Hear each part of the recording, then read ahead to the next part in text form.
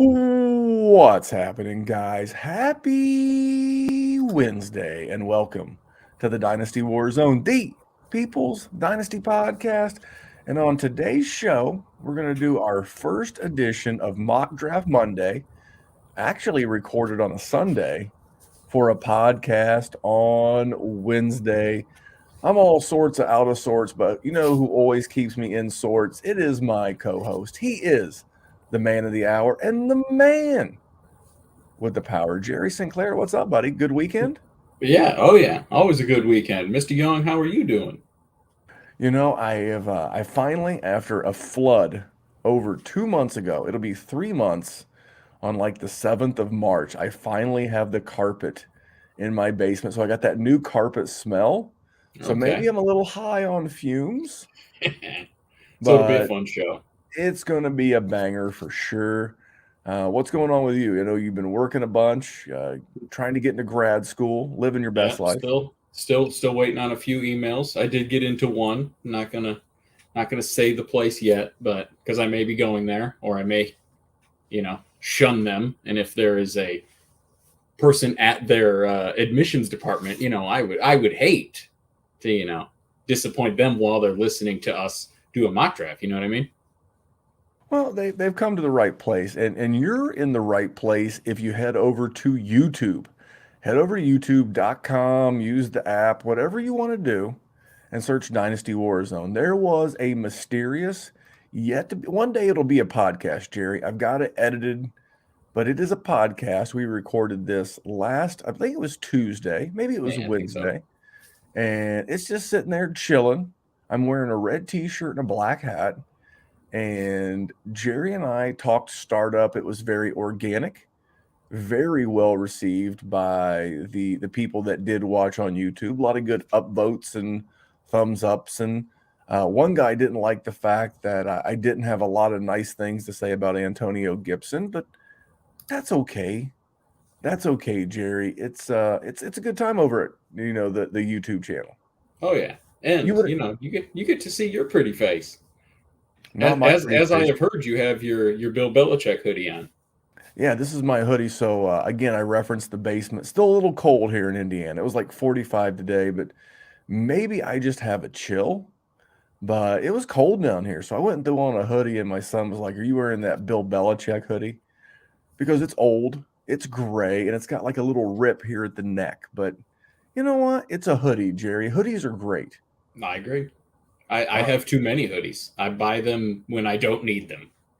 Too many. Now, how many hoodies do you own? A shitload. I couldn't tell you. More than everything else combined, I would guess. Now, for those that aren't watching the show on YouTube, you need to because Jerry is currently wearing a collared shirt, which is in and of itself not a bad looking shirt. But Jerry, why the collared shirt? I always sort of wear like a sweater or a collared shirt or something when we do this. Now I know you can only see like the shoulders, but usually I have like a St. John's sweater or something on. The sweatpants I have underneath makes it look super goofy if I were to stand up because I definitely have a button up with sweatpants on right now. Well, you should wear the sweatpants more often because Jerry, you deserve to wear sweatpants. See, thank you. See, it's the positive reinforcement that I come here for. All right. Well, we've talked about the YouTube channel, continue to pick up new people. But Jerry, I've got a good person, maybe mediocre person, and a bad tweet. Are you Okay. ready? Yeah. Oh yeah. Now I can no longer see this gentleman's work, but Oh, I know where this is going. I did get a screenshot of it's Spence, and Spence can be found on Twitter, the Angry Bird at JTRB1. Apparently very unbiased in Uh-huh. his takes. And it's a picture of Jonathan Taylor as his avatar. Yep. And Mr. Spence says, buy Baker Mayfield. At worst, he's valued around QB 26, and you just paid minimal price for a 1-year fill-in. At best, the Browns draft a wide receiver, he improves, then re-sign him, and his value increases to a selling point. And then let's see here. This guy named Jerry Sinclair at Jerry Sin DWZ said, "You'd like at DWZ Memphis." He has gone on a many a diatribe on this, and I was I went with my standard default. I said the buy player X with no context on how to buy, who to buy from, what to pay, and more importantly than any of that, who and when to. That's way more important than who or when to buy. It's lazy dynasty advice, and it's the absolute worst tweets. That got me blocked. Yep, I got blocked. I got blocked just for saying, because someone essentially tweeted. They responded and said essentially like, if you're not going to tell me who to buy, like, why are you tweeting this? And I was like, oh, you would like Memphis. He does this all the time, and that got me blocked. So I mean, it is what it is. Guilt by association. Yeah, but it's not. It's and I didn't mean to cut you off. It's not about. Okay. It's not about that. I don't think Spence JT RB1 is a bad guy. No, that's why it's called good people, bad tweets. But again, I always think of the novice dynasty gamer. I think about going to your podcast queue, searching dynasty podcast or whatever. And I try to have a little something nuanced for the more seasoned veteran. I think that's really more of our niche is that veteran seasoned dynasty gamer. We talk a lot of strategy, a lot of whatever. But when you're doing that, Spence, think about the new guy. Okay, well, my man JT RB1 said I got to go buy Baker Mayfield. Hey, would you take my 2023 first for him? And he comes back like the guy, like he's like, look, Spence, I got Baker Mayfield, I got him right here. And then Spence and all of his infinite wisdom goes, well, what'd you pay? Just my 2023 third. You're gonna look at him like he's a dumbass because it's a bad trade. But you told him to go do this. I didn't tell him to go do it. You did. You didn't say, hey, you know what? On the clock, it could have been this simple. Hey, I think Baker Mayfield's a buy. During your rookie draft, if you can get out of Baker Mayfield or you can buy Baker Mayfield for like the 112 or the 201 in a super flex, I think that's a good cash out spot in the 2022 draft. Okay. I could live with that. But if a new guy trusts you as a content creator, you've set him or her down a road to failure, Jerry. Like I mean, we've had this conversation a lot of times, but we are people that like to be certain about the moves that we do because we've made lots of good ones and lots of bad ones, and you like to learn from them all. If you're just talking to talk, it doesn't help anybody. So a new person that's playing this game is going to need more context, like you said, who to trade, when to trade, what to trade, how to do it in the first place. But if that's not your audience and you're going to tweet it, maybe to, an experienced player, the experienced player doesn't need to hear your dumbass shit about Baker Mayfield. So you're tweeting to nobody. You're helping nobody. And you're ruining my poop scroll. Like, I'm just trying to enjoy my time on the throne. And I got to see tweets about Baker Mayfield being a buy because he's priced at QB 26. I got to give you a 1-year filler, or they'll acquire a wide receiver and his value will go up. In what world? We just saw Odell Beckham. He had a wide receiver who could score a crap load of touchdowns. He did score a crap load of touchdowns with the Rams, and he was absolutely fantasy relevant. I got this trophy right here behind me, and he was my flex. Helped me win the damn thing. You know what he was doing for me when he was on Cleveland with Baker Mayfield, Randy? Nothing.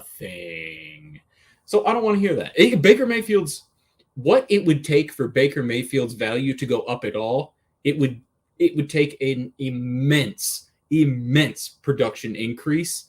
And at that point, it wouldn't be a cash out because it would be such an immense increase in his production that you'd probably want to hang on to him. The fact is that it's so unbelievably unlikely for that to happen you're never going to profit. It was a lazy tweet, and I could have, give me 1 minute. That was 1 minute of my time to explain it. I could have done it in 2 tweets. You wasted my time. You didn't educate anybody. You didn't make anybody better. It was lazy. I didn't like it. I called it out, and I got blocked for it. Hey, well, you got me blocked because you drugged me in there because that's my hot button. That is your thing, though. I mean, I'm just trying to make honestly, people. It's a good thing too. I don't mind. I guess Spence did me a favor. He got pollution off my timeline. But Spence JTRB1, if this gets back to you, I did not call you a bad person. You're not a bad person. I'm gonna guess that you're a little sensitive to or maybe you just don't want it on your timeline. I don't know. But Spence, you're not helping anybody. You're not helping anybody except your own ego. And that's bullshit. But you can convince me. That's like if you have a good argument, you can convince me. First of all, I agree with Spence. If you're going to say some hot takey stuff like Baker Mayfield's fantasy relevant, give me some evidence. Sell me, baby. Well, I mean, I'm saying. I could easily take that. I could take that conversation with Baker either way. I don't mind Baker as a cheap buy. No, I agree. As like a QB 3-4. He's going to have a couple of games, or your QB 2 or 3. They may one or both may have horrible matchups, and Baker may have a good. And plus, QBs get hurt, and you could flip now. As you said, you could flip Baker later for a profit. A lot of things you could do. So I think you're more fired up about the fact that he said go get Baker Mayfield. I'm more fired up because he didn't tell people how to do it. But Spence, we're going to end this little segment with this one little note. If people won't give you jack shit for Derek Carr or Kirk Cousins, guys who have actually had QB1 seasons, what are they ever going to give you for Baker Mayfield? Think about it, Spence. Think about it. All right, that was Good People, Bad Tweets, brought to you by our patron, patreon.com/Dynasty Warzone. Now, Jerry and I and 10 other Dynasty gamers deadlocked in a draft right now, Jerry. Mm-hmm. I'm gonna go win now. I think the Aaron Rodgers news about having it come out of both ends maybe turn some people off. I think there's this greater than 0% chance that he's going to retire. And he fell to me like in the middle of the 4th round in a super flex. I couldn't say no any longer. I don't. I couldn't do it, not any longer. I thought about it in round 3, so I'm not mad at you. And I got to pair him with Dak, so I have 2 quarterbacks. I've not taken anybody else. I'll get around to it. But I like the value, but it's hard. I absolutely hate drafting with our patrons. They know all my moves, all my players, all my ticks, everything, because we spend so much time talking Dynasty fantasy football. But I think I won 1 of 3 startups last year. This was lucky number 13. Number 14, I think we're going auction. I think we're going to go auction in 14, maybe auction best ball. Because how many rosters can I really set at Sunday at 12:50 right. as I'm coming off of the live stream? So there's that. I just did a podcast with Joe, one of our patrons. We just talked philosophically about youth chasing, contending, how to attack picks. We hit the record button, and we posted that as this week's bonus Patreon podcast. So all of that, a lot going on for a little bit of money. It helps us keep the lights on, pays for the streaming service, pays for everything that we use, and it helps the show. So patreon.com/Dynasty Warzone. Check us out. Come hang out with me and old Jerry Fancy Pants. So, all right, Jerry, we're going to do a mock draft. First one of the year. Yep. We're going to dip a toe. One round. Because I okay, we can do this real quick on Sunday night. I think going forward, if we record these on Sunday, we'll start releasing them on Monday, and then the rookie rundown with our boy Dallas could move into the Wednesday spot. Dallas could own the mothership spot for the next couple of weeks on the DWZ. Jerry, how does that make you feel? I'm a little nervous. Now, I trust Dallas, but I'm nervous. You're nervous. You're the CEO. You ain't getting replaced. If anybody gets replaced, it's me because he's coming out with fire. And he looks like Baker Mayfield's little brother. But anyway, let's jump into this mock draft. We've done good people, done bad tweets. We've done the Patreon ad read. It's time to mock draft, Jerry. So I'm going to give you the choice. Do you want to go first or do you want to go second? You know what? I'm gonna go first. Okay. Ready? We're going to do so. Remember, this is super flex. Yep. Tight end premium. Yep. And go. I am going to go running back because we have talked about the quarterback situation in this draft.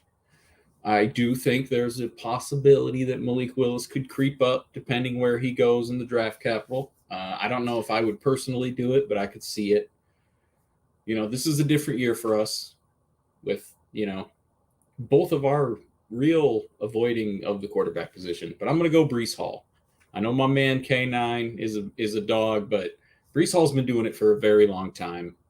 You know, receiving, rushing, production, tons of touchdowns. I think he broke the record for the most having a touchdown in a, you know, consecutively in a game.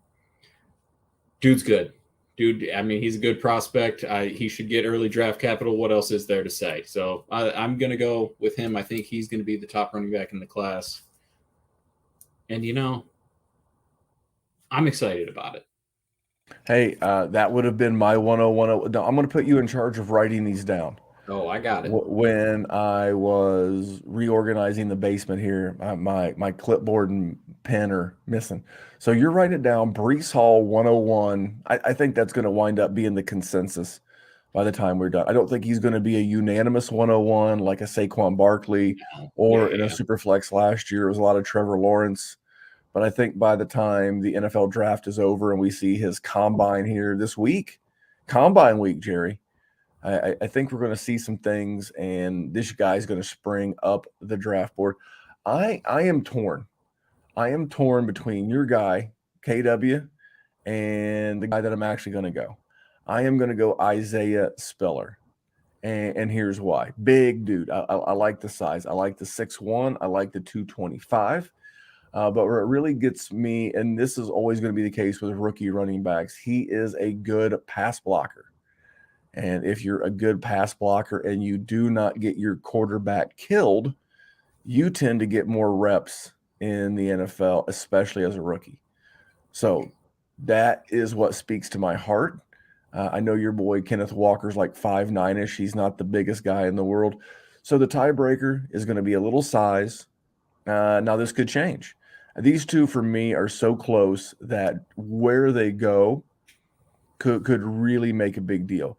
Let's say one of these two guys lands in New York with the Jets, with a back that I already like Michael Carter. And one of these guys lands in Atlanta where they have nobody. Or Miami with competition like Myles Gaskin. Then the guy who goes to Miami or Atlanta is going to be the guy that I want. And the guy who goes to New York with a good pass catching back already there in Michael Carter is going to slide down my board. So for me today, what I know today, just based on the write-ups I've read and the bits and pieces I've seen on tape, I'm going to go Isaiah Spiller, Jerry. I'm cool with that. You're not going to get any beef from me. I think I'm going to go wide receiver here, and I'm going to go my top wide receiver, which is Garrett Wilson right now. You know, I'm not a scout. I still have a lot of data accumulation from people that I respect in this industry.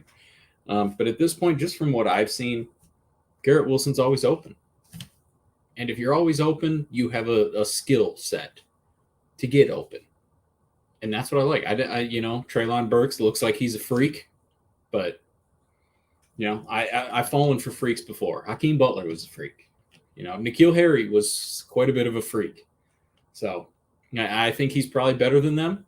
But I just like Garrett Wilson. I feel like Garrett Wilson's going to get drafted early. He's going to be, you know, I don't think he's going to test like someone like Treylon Burks, so he's probably going to slip a little bit down to the draft board into a better situation. Thank you. Sign me up. Give me that kid. Okay. Well, I'll go ahead and get into it now. I was going to do it when I first took a wide receiver. but I was listening to two different podcasts. I was listening to Bucky Brooks and Daniel Jeremiah on the Move the Sticks, and I was listening to Austin Gale on one of the PFF podcasts. And they were basically, I don't know if they did it ironically, if one copied the other, but it was, hey, where would you put the best wide receiver in this class versus last year's class? And both shows had the number one wide receiver in this group. Now, each show had a different number one wide receiver, but they had the best wide receiver in this class as the fourth best wide receiver in last year's class. They all would have taken Jamar Chase. I'm drawing a blank on the third one. It was Jamar Chase and Devonta Smith, and there was one other. Jalen Waddle. Jalen Waddle. Thank you very much.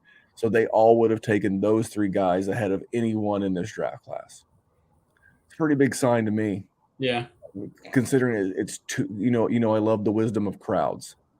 So based on that information here at the 104, not only am I going to use that against you in your pick, I'm going right back to running back. Give me Kenneth Walker. Nothing but a thing.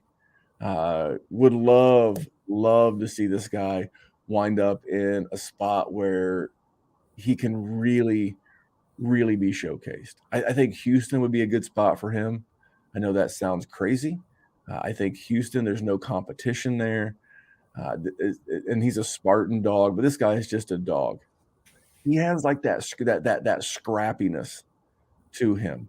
He's a guy that I've not heard any interviews from him. Jerry, maybe you have. He feels like a guy who loves the game of football.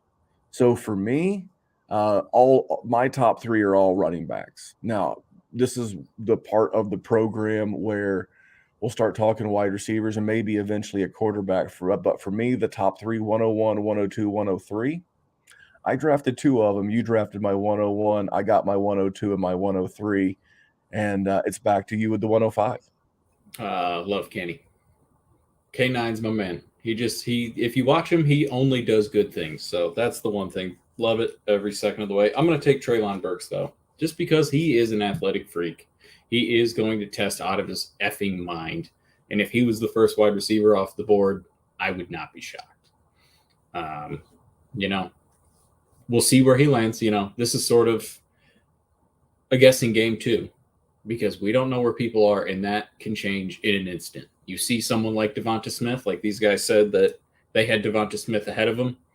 Well, if Devonta Smith was in a different situation and one of these guys was in the Philadelphia Eagles, I would definitely agree with them. So we'll see where people land. I'm going to go with Burks just because he is a freak. Like, he's not DK. Like, he's not like a DK freak. Well, I don't want to cut you off, but I was listening to – so I've heard a lot of people compare him to A.J. Brown. And this Austin Gale from PFF, he was like, he doesn't see A.J. Brown. He does see more DK Metcalf. And he said, don't be surprised if you don't see Burks run the three cone and the short shuttle, because much like DK, it could really push him.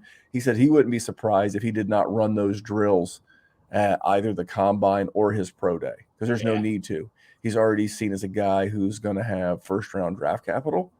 And so why mess that up by giving NFL GMs fear? So, if you wind up with someone between A.J. Brown and DK Metcalf, you're probably going to be okay. Yeah. Probably going to be okay. So this is where it gets tricky for me. I agree. Because much like my Spiller Walker rant early in the show, these two guys are going to come down to the same thing. Knowing what I know today, I'm going to take Drake London, wide receiver out of USC. I'll just go ahead and spill the tea, as it's been said. It probably would have been Olavey for me. If Olavey winds up in a really good situation, and let's say London winds up in one that I don't find favorable, like Philadelphia is one that I don't think is favorable, you've already got Smith there. You got Goddard there. You got Jalen Reagor. Laugh all you want. The guy's got first-round NFL, draft capital. And you got a quarterback that's a much better runner than thrower. So for me, based on what I know today, this is very situation fluid. I'm going to go Drake London, big guy. We talked before on the show about the old school prototypical X 6'5" big body, but he doesn't really play the game that way. He can play the slot. He can run routes, and I think getting some really good QB play could really unlock this guy. So depending on where he lands, he could jump up to even our wide receiver 1 in this class. So a lot of talent, big guy, and my biggest concern with him is his health. But Drake London at 6, Jerry. Okay, I can dig it. I think I am going to take the leap here. There's definitely at least one guy that I really, really want on a lot of my rosters, and I might be setting you up for it, but I'm going to take the quarterback here because I think if Malik Willis can get drafted into a good situation with good draft capital, he has a ceiling that can be conducive to him being a starting caliber player on a championship roster, and that's exactly what you're trying to do. Now, he could also just not he could not have it. And he's raw for sure. But if the man pans out, then the man is going to help you win. So I am going to go with him right here. The 107 is the first spot that I don't have a problem drafting a quarterback. I think the 6 guys that we've already taken are the 6 guys.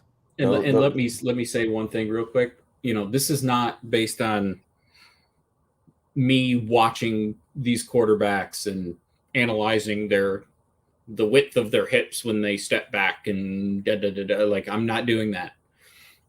What I am doing when I am analyzing these types of players is I'm a dynasty player. I'm not an NFL scout.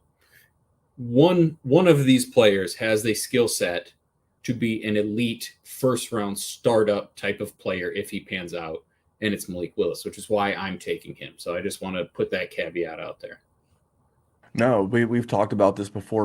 In my opinion, it's just my opinion, Malik Willis is the only QB that needs to go in the first round of your startup draft. Excuse me, of your rookie draft.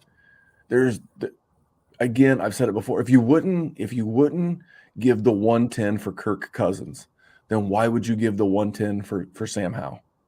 You've seen Kirk Cousins do it for what? Since 2013, 2014? What is that, 8 years? 8-year sample size of a guy who's like a top 8 to 15 quarterback each and every year. You won't give up the 110 for that, but you'll take some slapdick out of Pittsburgh. But that's neither here nor there. I'm going to keep this train moving. I will not be drafting a quarterback here. I will be drafting Mr. Chris Olave. Like the speed, much like LSU, although LSU, you had Odell Beckham Jr., you had Chase, you had, Jefferson, but it's not like it's all can't miss. I would say Alabama's had a good run of wide receivers lately. Ohio State, I'll just take Chris Olave. Fast, especially given where he could land. A lot of teams are going to need a wide receiver. And to go back to it real quick, part of the reason why I started this draft with all the good running backs is because I want you to do this. I want you to hit pause on this podcast. Unless you're driving, then keep driving. But if you're not driving, hit pause on this podcast and go find the bad wide receiver class. The last one that I could remember that was really bad was probably 2016. That's 2017. That was the Corey Davis and Mike Williams. Yeah, but there were some meh wide receivers. But even then, you've played Corey Davis, you've played Mike Williams, you've played some of these guys. 2018 was DJ Moore and Sutton and Ridley and those guys. 2019, 2020, there's not been a bad wide receiver class. You know why? Because the best athletes in the NCAA are playing wide receiver. Why?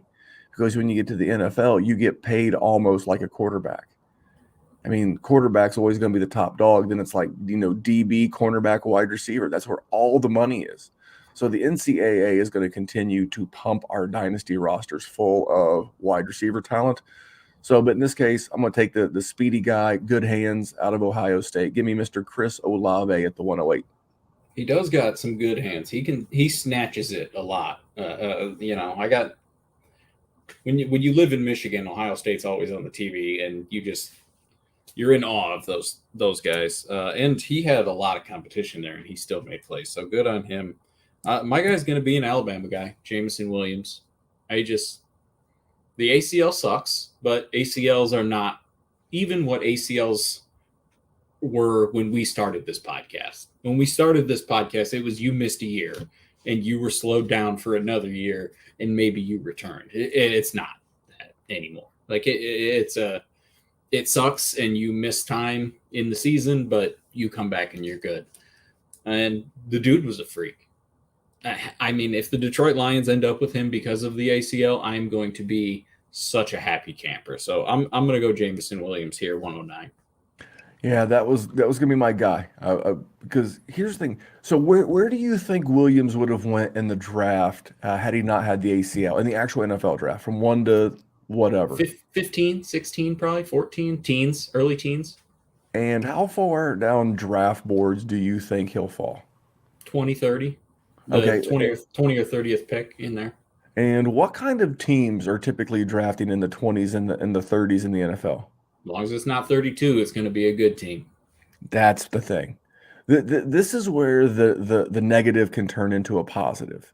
Instead of having to go to a place, I'm sorry, Jerry, like Detroit, like Jacksonville, like Houston, where you have to come in, or even like Philadelphia, where you have to come in and compete with a crowded room in the case of Philadelphia, or come in and have to be the man right away.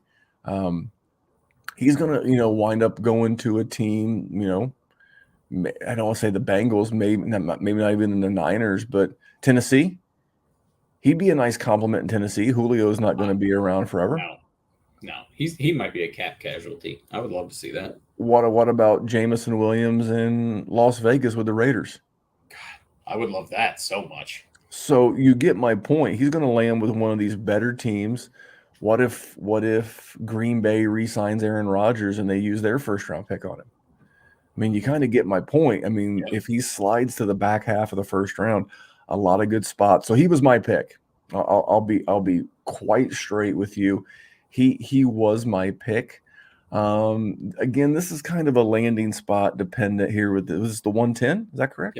Yep. At the 110, I want to see what the NFL actually thinks about this guy. And I want to see what the draft capital is. I want to see what the combine metrics are. But I'm going to reach. I'm going to go out on a limb, and I'm going to take David Bell. Purdue Boilermaker, about 60 miles from where I sit. Two-sport athlete, played basketball in high school, played, obviously college football. That's why we're talking about Mr. Bell. But I like the size, 6'2", 205. Let your Michigan State Sparties up for the 200 piece and basically kept you guys out of the playoffs for lack of a better term. So yeah. I like him quite a bit. He could be a guy who, if the NFL tells us they hate him and they take him on day 3, he tumbles on draft boards. But if the mock drafts are correct and he goes somewhere in the middle of the second round, especially to a good team, I'm going to be all about David Bell. So for tonight, another guy that I would have mentioned, I don't want to give Jerry, was Jahan Dotson. Okay. Another guy. 10 guys. There are certain guys you trust, and I heard both McShay and Daniel Jeremiah say Dotson had the best hands in the draft. That resonates. Doesn't mean it's the best hands in the NFL, but he could be the fastest guy with the best hands. Never a bad combination, Jerry, but I passed on him to go with David Bell, knowing it could be a mistake today. I won't make that mistake once I get, more data points. Right. I mean, that's the thing about doing this at the end of February, though. We don't have the whole picture. We have half a puzzle. We have the corners. We don't have the center. As far as the 11th one, I mean, the NFL draft would dictate what I do here. There's a chance I would go a quarterback because I don't hate them sort of as much as you do, but I get what you're saying. So I might go that, but I don't think because of where we are at currently. I think I am going to do something that I don't like to do because the person that gets drafted in this spot that's a running back it seems like they fail a lot of the times because they're the ones that always they're the mediocre prospect that gets super hyped up before the draft. Darrell Henderson. Royce Freeman, like we could do this all day. They get so hyped up, and then it gets to be 109, 110, 111, and they get snagged. Trey Sermon, recent history. And I'm gonna say Kyron Williams because I like the dude. I think he plays well. I like watching him run. He's a guy that fights, and if a person fights every play, I'm always gonna like them. That's why I like David Montgomery. Never been sexy, but at least he fights. So I'm gonna go with Kyron Williams, Notre Dame. That's the other thing. He's a Notre Dame guy, and there's an entire cult of Notre Dame fans in the world. So they'll definitely hype him up no matter what happens. All he has to do is get drafted anywhere. I already have the perfect landing spot in the NFL for Kyron Williams. Okay. I have him going to Las Vegas in my mind to be the new James White for Josh McDaniels in that offense. Let Josh Jacobs be the bruiser and the two-down guy, and then give those meaningful touches, those receptions and all that work. Basically, I'm looking for Williams to land with a quarterback that's more statuesque. Matt Ryan, Derek Carr. I know Minnesota's got Dalvin Cook, but you get my drift. I'm looking for a running back that's going to use the running back in the passing game. I'm not looking for a guy like Kyron Williams.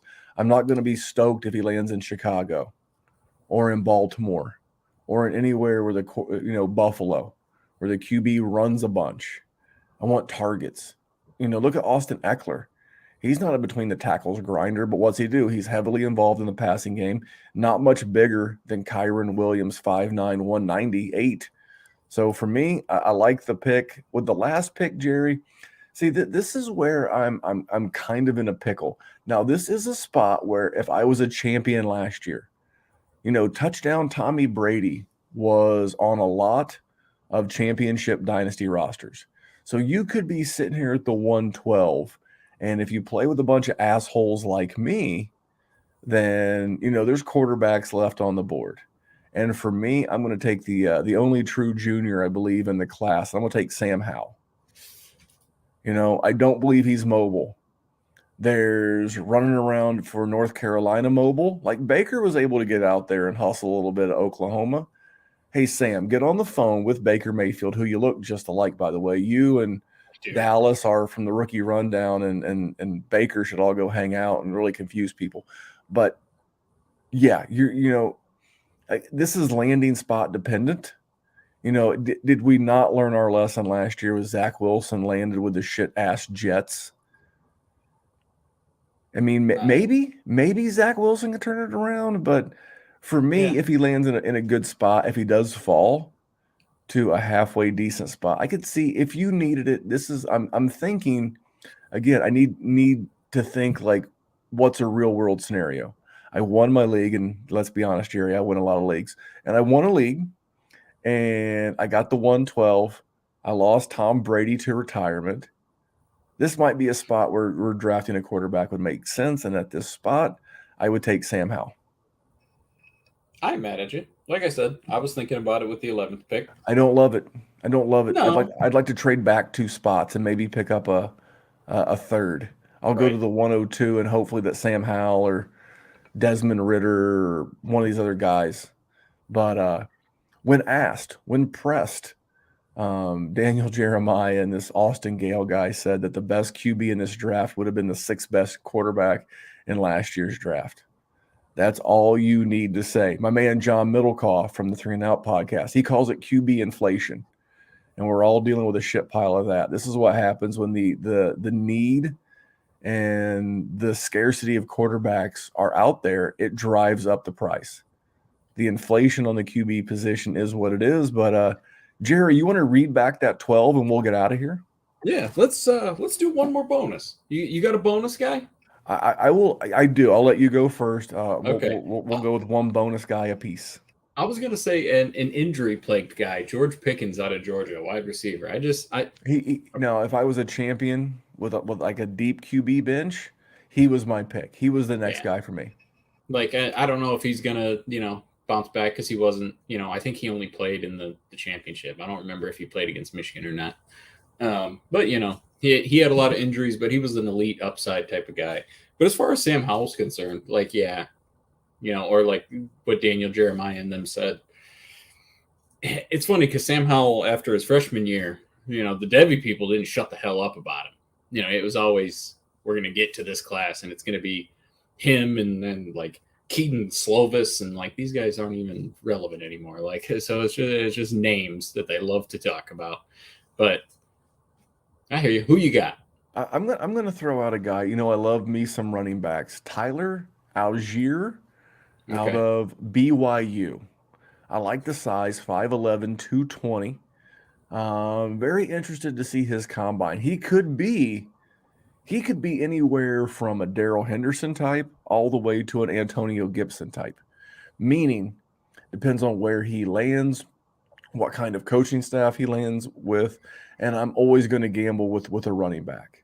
Again, he this is not a one-to-one comparison, but I get like a James Conner vibe from this guy. Not so much the game, but the size and just the kind of guy that I feel like that's got low-key three-down workhorse traits that we won't want to see. Like we never wanted to see the James Conner workhorse role, and that's what you could see out of a guy like Algiere. And this is a great spot to get him at the 202. So let's go through one more time. And then I got a little question for you afterwards. So we started off 101, Breece Hall. We kept the running back train going, Isaiah Spiller, who looks a lot like Miles Sanders to me, and this is right around the range where he was going a couple years ago. I went Garrett Wilson at 3. K9, Kenneth Walker went 4. 5 was Treylon Burks. 6, Drake London, big fella out of USC. Number 7, finally, the Dynasty WarZone duo went against everything that they have done for years because this is a poop quarterback class. And Malik Willis came off the board, followed by Chris Olave. This was the wide receiver run. Chris Olave at 8, Jameson Williams at 9, David Bell at 10, back to the running backs, Kyron Williams, before Randy reluctantly, desperately hated it. He went with a quarterback and took Sam Howell to round out the first round. So, Randy, here's my thing. We have heard all college football season that this rookie quarterback class was not poop. Was not good. They were poop. Not comparable to last year. And I pulled up 3 separate mock drafts. And I got 4 quarterbacks in the first round in every single one of them. Is this just people not committing? Is this people not... Have we just convinced ourselves? Because quarterback in a super flex, very important. Don't get me wrong. But if we're going to overpay for mediocre talent, why? Like, it would suggest to me that if there is 4 quarterbacks going in the first round, this would be a good draft class. But the narrative has been the opposite. Would you rather have, Christian Ponderer, EJ Manuel, Geno Smith? Again, don't confuse actual NFL draft capital with actual NFL value. Just don't. Again, I'm going to say this a million times. If you would not give that pick for Kirk Cousins, don't give it to Kenny Pickett. Perennial QB1. Just a guy who's always QB8 to QB12. Maybe on a down year, he's QB15. And you're like, but where's he going to play next year? Guys, they're talking about Carson Wentz and Mitch Trubisky and Jameis Winston and getting another job. I'm pretty sure Kirk Cousins, who I believe over the last 8 years is the highest paid quarterback in the history of the league in that 8-year window, pretty safe to say someone's going to give Kirk Cousins a job. I mean, what will he be, like 33? Hell, Kirk Cousins is good for their 5 years. So how many do you get a Jared Goff type career where you get like a couple of QB1 seasons? Do you get a Baker Mayfield who's never finished higher than QB17 on a season? Is that going to make you feel good? a Mitch Trubisky who plays 4 years.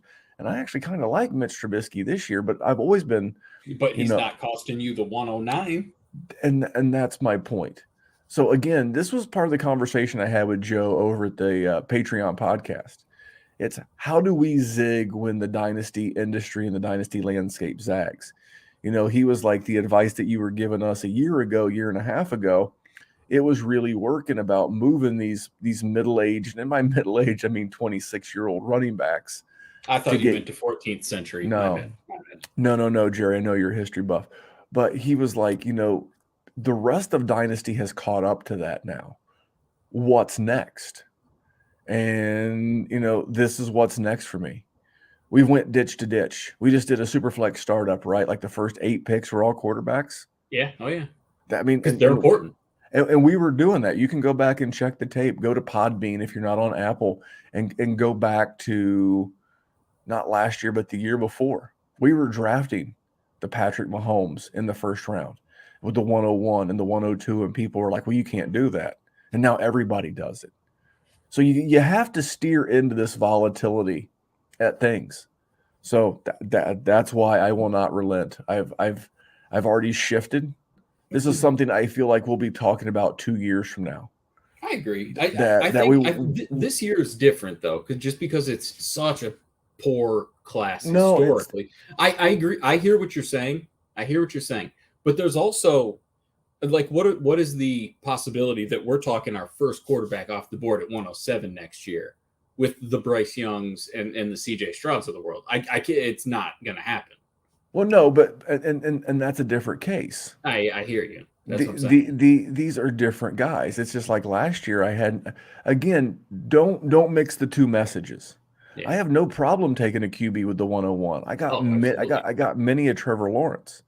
Last year, I drafted Justin Fields with the 102 and then traded that for traded back to take Trey Lance.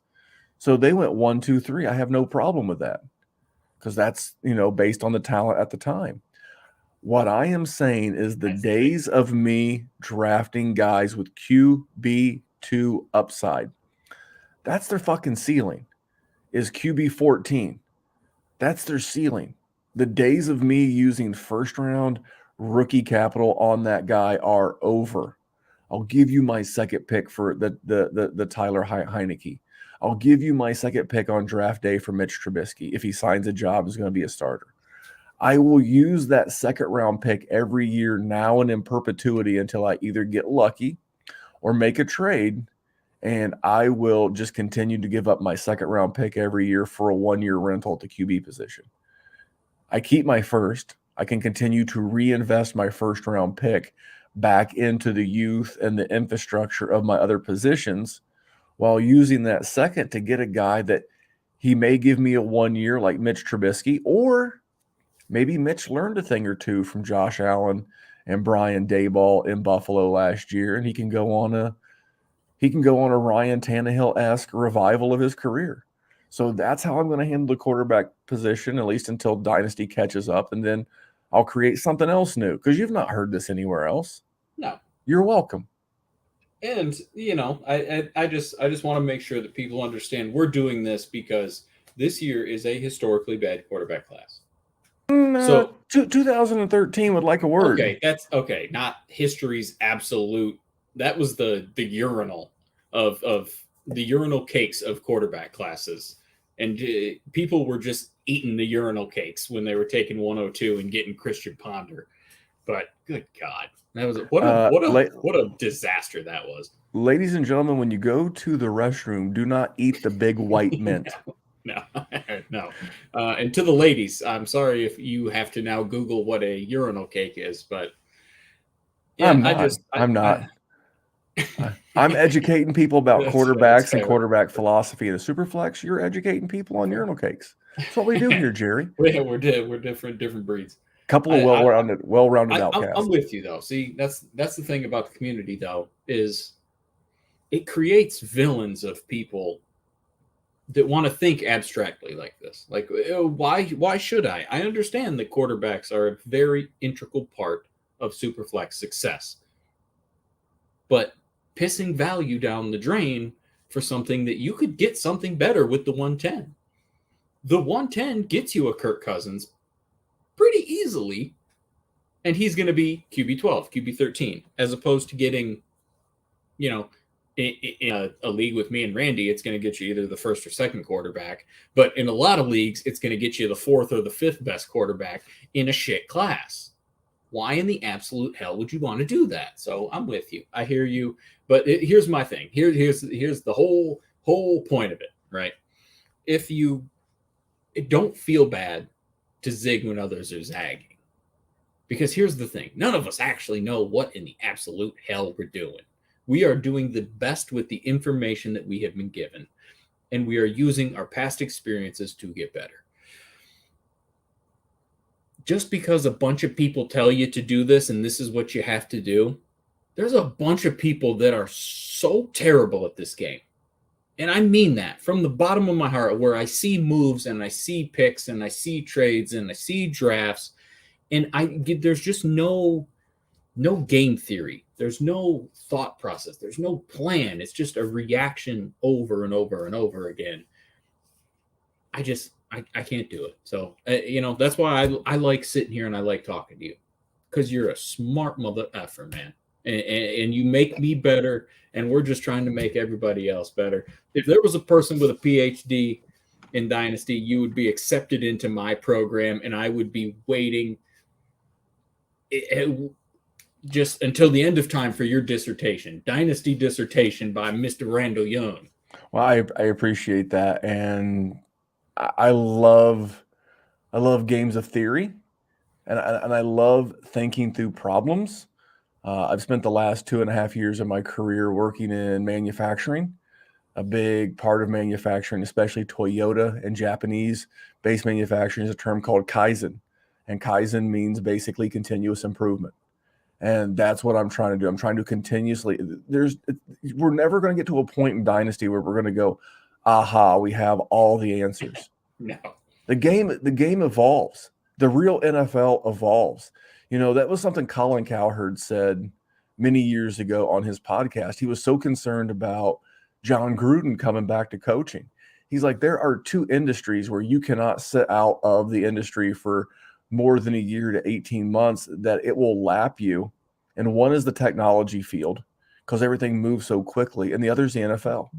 The NFL literally changes things. Like, if a rule doesn't make sense that they enacted in 1 year, it's gone the next. The NFL moves quickly, and if we don't move with it, we're going to get lapped, and that's not going to happen. Jerry, I have one last thing before I get out of here. One last thing. Be very leery of the Dynasty services and the Dynasty people tweeting, talking about how everybody can be the next Josh Allen. These are the same raggedy rat soup eating sons of bitches that 3 years ago wouldn't have pissed on Josh Allen if he were on fire. But now he is the case study for every athletic QB they like. Malik Willis is the next Josh Allen, and Justin Fields is the next Josh Allen. Gang, we're literally 2 years removed from never having a Josh Allen. And we had never had another Josh Allen, because Josh Allen's the first. But the thing of it is now that we've seen Josh Allen, we can justify everything being Josh Allen. Be very careful.